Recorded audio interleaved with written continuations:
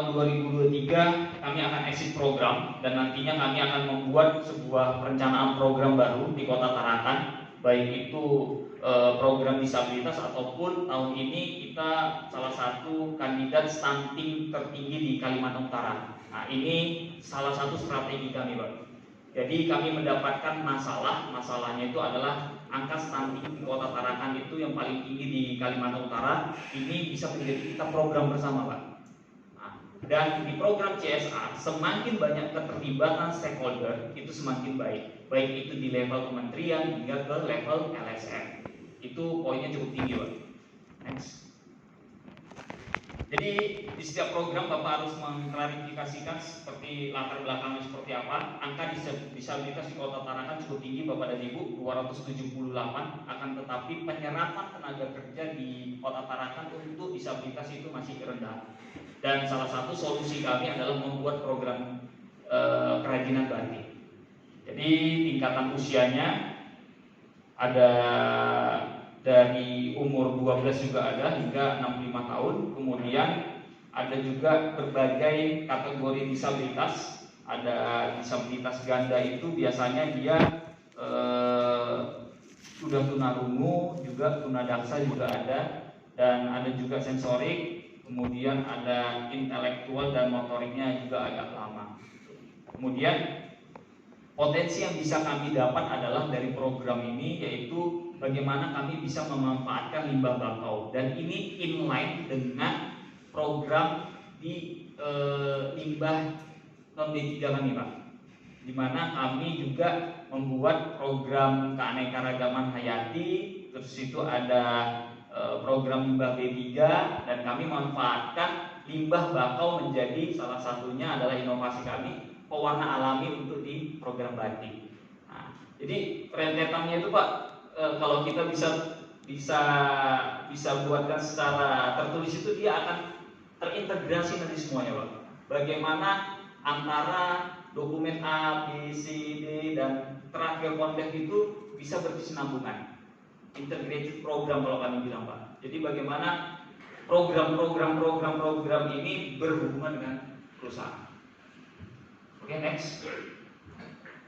Ini unsur kebaharuan kami, ini berada di inovasi sosial. Jadi inovasi sosial itu seperti apa aja sih dokumennya? Bagaimana Bapak-bapak harus menyiapkan berbagai jenis data-data, baik itu pendataan, kalau di kami apa, pendataan disabilitas karena ini program kami, kemudian pemberian alat bantu dan lain, kemudian bagaimana cara kami, inovasi kami menangani disabilitas.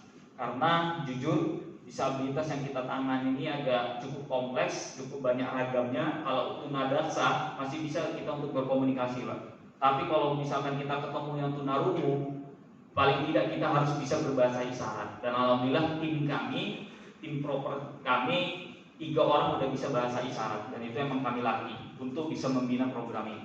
Seperti itu. Kemudian nilai-nilai sosial apa yang ada? Salah satunya adalah pemberdayaan masyarakatnya itu bagaimana program ini sustainable, yaitu ketika program ini kami lepas nanti di 2023, mereka harus sudah memiliki KUB sendiri. Gitu. Jadi biar tidak ketergantungan lagi, Pak, perusahaan.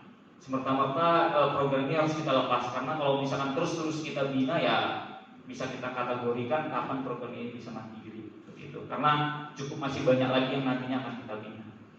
Kemudian sinergi program ini kami melibatkan tidak hanya di level pemerintah provinsi saja, kami juga berkomitmen dan bersinergi dengan Kementerian Pariwisata, Kementerian Perdagangan dan lain. Kemudian bagaimana program ini bisa resiprokal dan transformasi sosialnya seperti apa. Next. Di setiap elemen juga saya bisa sampaikan kepada Bapak dan Ibu bahwa kita perlu yang namanya hak paten, Pak. Baik itu di setiap elemen emisi, kemudian di KHT, di kondem, itu salah satu poin tertinggi juga di elemen paten. Bagaimana paten itu tidak hanya berbau dengan alat, Pak. Jadi kalau di sini kami mewujudkan paten kami melalui hak cipta. kami membuat motif-motif kearifan lokal, Pak. Kalau Kota Tarakan kan identik dengan migas, Pak. Jadi kami membuat motif pompa angkut, motif rig zamannya Jepang. Kemudian kami juga membuat branding logo kita sendiri, Pak. Seperti itu. Dan ini kami hak patenkan, hak ciptakan, dan alhamdulillah telah mendapatkan pendaftaran hak paten. Next. Ini yang bisa saya sampaikan, Pak, tadi yang core kompeten. Ini penilaian baru bagaimana Bapak-bapak bisa mengimplementasikan perusahaan Bapak secara strategis seperti apa diimplementasikan ke masyarakat. Nah, ini yang program baru. Jadi salah satu contohnya kalau dari rumah sakit ya program bina kesehatan seperti itu. Kalau misalkan kalau di kami kan ada di bagian lingkungan, jadi kami bagaimana bisa membuat konsep secara sederhana IPAL untuk program kami. Next. Ini status inovasi. Jadi status inovasi dokumennya cukup banyak, Pak. Jadi ada pemetaan sosial, perencanaan program, sosialisasi program secara berkelanjutan, implementasi, pengembangan dan replikasi program, dan perubahan sistemik. Perubahan sistemik yang dimaksud di sini adalah dulu masyarakat ini tidak memiliki pendapatan. Anak-anak disabilitas tidak bisa memiliki pendapatan. Dan alhamdulillah tahun ini mereka bisa mendapat pendapatan. Itu salah satu perubahan. Kemudian dahulu mereka tidak bisa belajar membatik, dan saat ini mereka telah mendapatkan ilmu membatik. Dahulu tidak ada sentral batik di Kota Tarakan. Tahun ini ada sentral batik di Kota Tarakan. Semakin banyak perubahan-perubahan yang dilakukan oleh perusahaan program itu semakin baik. Pak. Next. Nah, ini yang saya kasih tahu, saya info tadi, Pak, bagaimana mereka bisa percaya diri.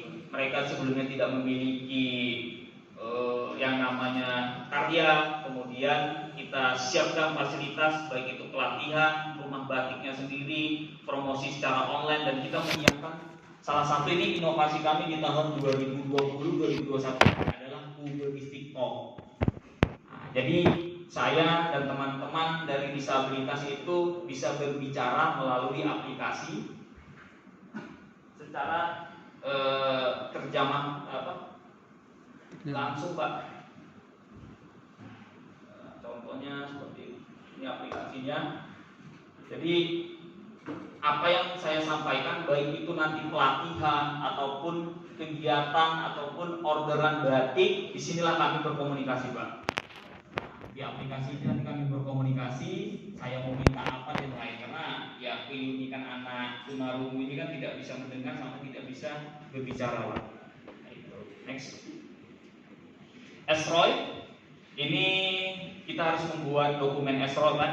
Bagaimana pemetaan dampak dan penetapan indikatornya, dan kami sudah memiliki kerjasama terhadap stakeholder itu lebih kurang 10 lebih, Pak, untuk kegiatan stakeholder program kami. Kemudian ruang lingkup kami ini melalui program disabilitas bisa dikatakan kategori baik. Kemudian kami juga telah membuat sebuah skema indikator SROI-nya itu ada 6 kategori, yaitu adalah penetapan variabel, terus itu triangulasi data dan lain. Dan jujur, Pak, kalau ini kita kerjakan secara mandiri kemungkinan agak cukup berat, Pak. Nah, ini juga mungkin bisa saya sharing ya, Bapak dan Ibu. Dan kami emang melibatkan dari tim-tim ekspor dari luar, baik itu akademisi ataupun lembaga-lembaga yang berkompeten di bidang program. Jadi setiap dari dokumen-dokumen itu kita melibatkan dari teman-teman dari akademisi untuk bisa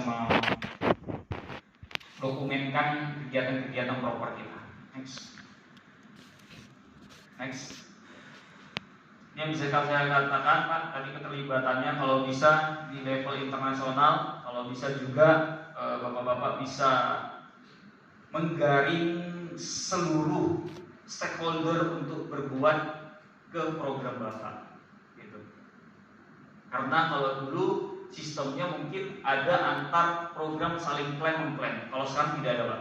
Contohnya Mungkin kami bekerja sama dengan Telkom menyiapkan kapasitas buildingnya dan lainnya. Terus kami bekerja sama dengan BI dan lain, BI terkait marketing dan lainnya. BI bisa mengklaim program kami juga bisa mengklaim programnya, seperti itu Pak. Jadi kita udah punya rulesnya masing-masing, apa yang pengen kita perbuat di bidangnya kita dan apa yang pengen dibuat di bidangnya teman-teman dari perusahaan lain. Jadi semakin banyak kegiatan dan aktivitas secara kolaborasi itu semakin baik. Next. Sustainable Compass-nya ada 4 Pak. Yang pertama ada natural, terus itu ada ekonominya, sosialnya, dan sejahteraannya. Ini bisa Bapak lihat bahwa secara ekonomi teman-teman disabilitas setiap tahunnya lebih kurang 143 juta Pak dari usaha batik. Dan paling besar itu adalah pemesannya dari pemerintah Kota Tarangan Pak, yang adanya kebijakan setiap hari Rabu Pak Jumat untuk Kamis ya, menggunakan batik ASN. Jadi disitulah kami sedikit kewalahan untuk orderan batik, dan mau tidak mau kami menambah personil disabilitas untuk diajar dan untuk membuat batik itu. Next. Setiap program harus memiliki lokal hero Bapak dan Ibu, karena program itu bukan dijalankan oleh perusahaan, akan tetapi program itu dijalankan oleh masyarakat. Kita hanya ada di belakangnya.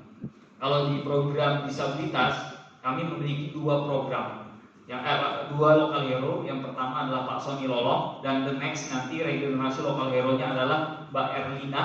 Ini adalah disabilitas tunadaksa.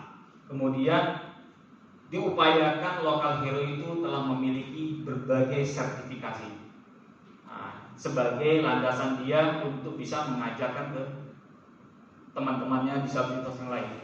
Next.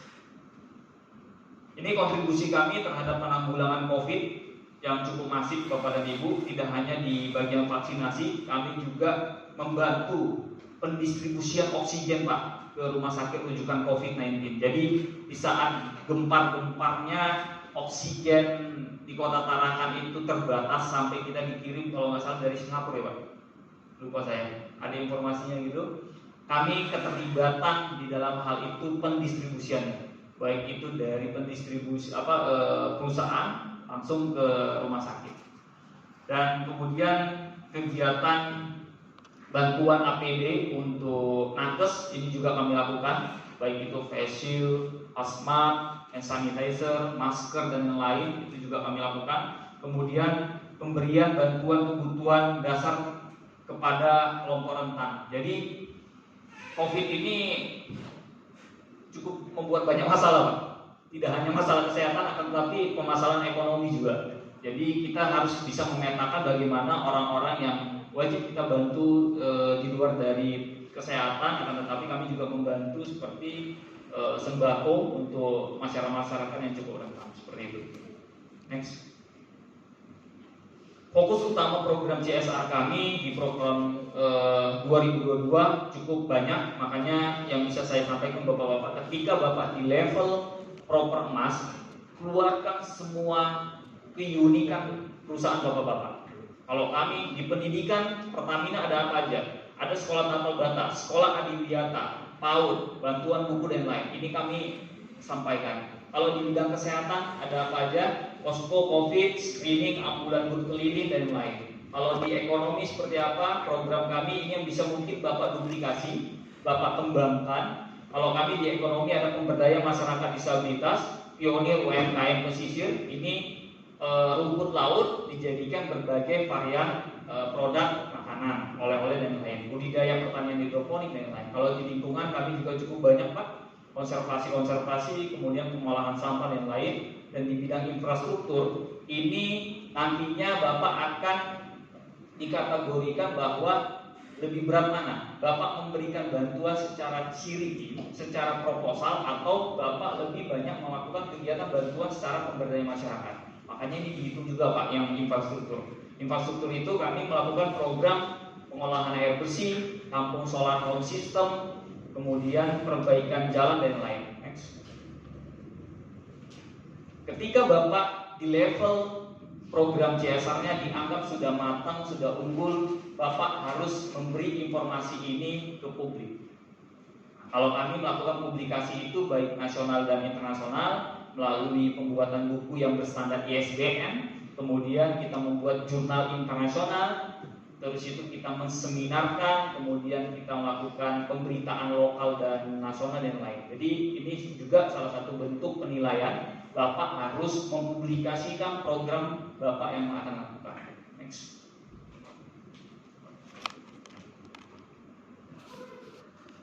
Oke, next. Bisa diklik. Ya.